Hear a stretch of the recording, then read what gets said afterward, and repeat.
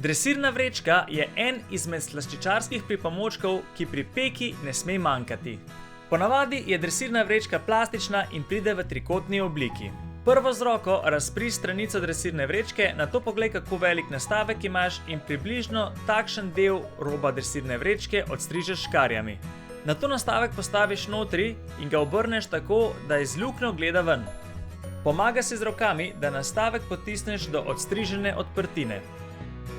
Če je odprtina premajhna, lahko naknadno odstrižete še majhen košček, vendar bodite pozorni, da ne odstrižete preveč.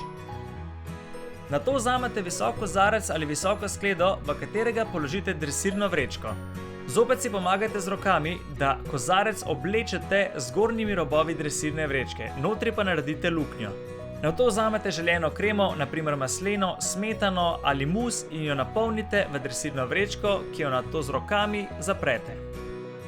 Z zavijanjem zgornjega dela dresirne vrečke polnilo počasi potiskamo proti odprtini in ko pridemo do konca, se hitro ustavimo, da polnilo ne uide ven.